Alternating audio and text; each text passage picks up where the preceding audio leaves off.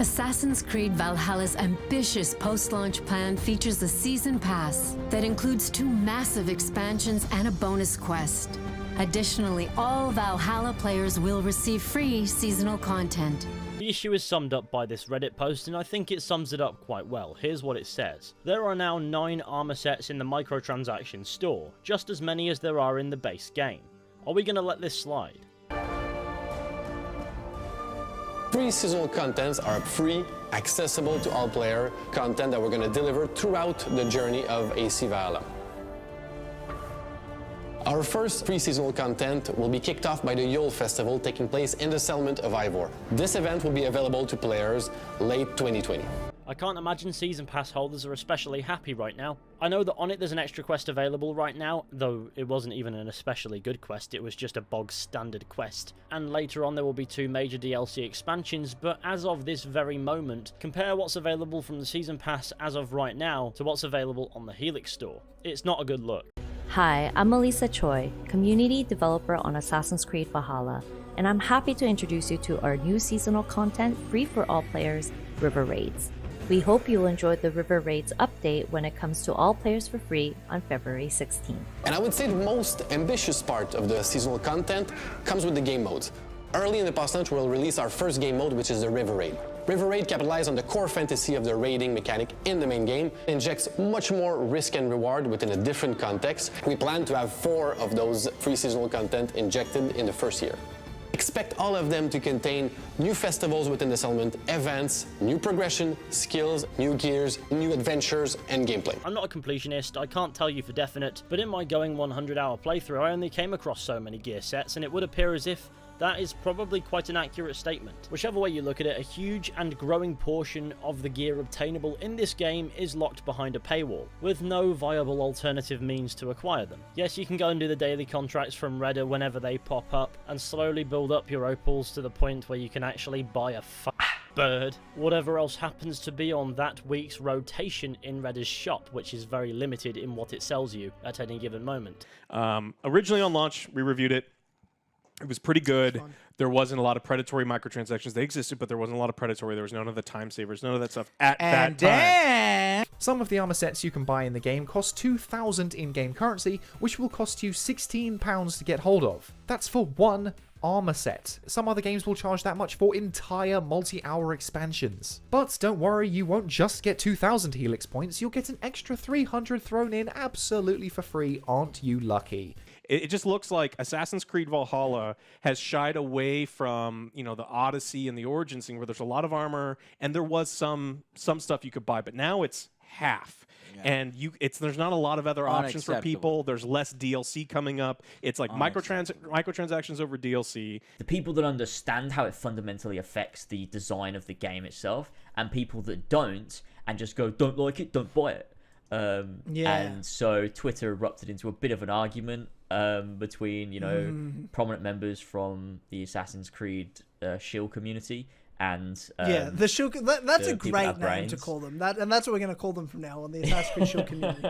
They should be pissed off. They have a right to be pissed off. I'm tired of companies taking advantage after the fact. We already paid for the game. Lots of us have already paid for a season pass. But the only live service that Ubisoft seems to be prioritizing right now is their Helix store. I think it's a really, really bad time for this business model to be used in practice as well. Everyone's had a tough year. 2020 was awful. Global pandemic, people losing their jobs left, right, and center. For a lot of people, it has been a real struggle. And I think a multi-billion-dollar company trying to sap as much money out of entertainment and escapism as possible through pushing overpriced, worthless microtransactions is frankly insulting. And before you say, oh, it's only cosmetic, who cares, I'll remind you that these armor sets have stats associated with them. That means they literally have gameplay effects beyond just changing Eivor's visuals, and Waza even suggests that some are overpowered. Hey, you guys did something good.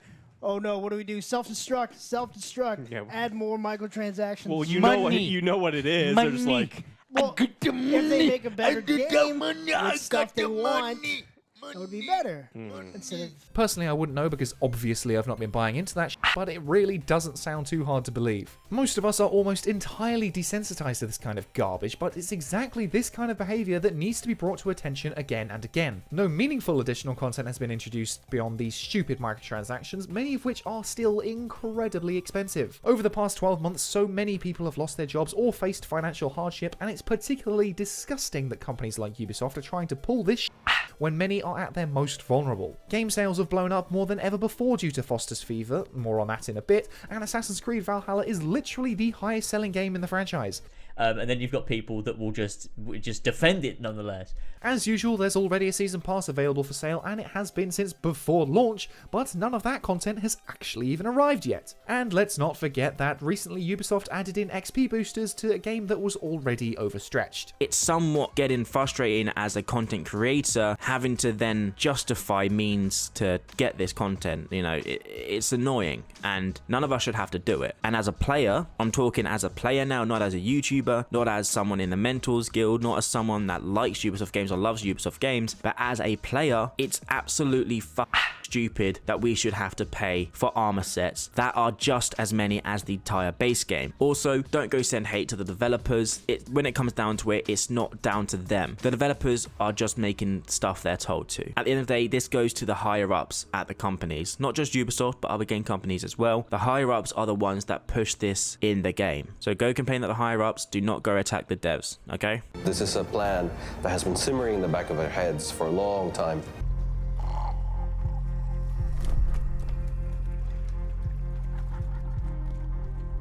How to become England's new landlord when no one wants to give you the keys? It's simple. Reputation. The reputation that could make him, her, or even him, a myth. Above all, you must learn the know-how. First, dress to impress. And then, make an entrance! They think we are barbarians. Do not disappoint them! And after all that, loot, of course. Don't just take anything. Take what they love the most. Obviously, they will expect us to kill everyone, but make sure to let someone, him in this case, go and tell whomever that the devil is making himself at home! And this is how you make your way into history and earn your place in Valhalla.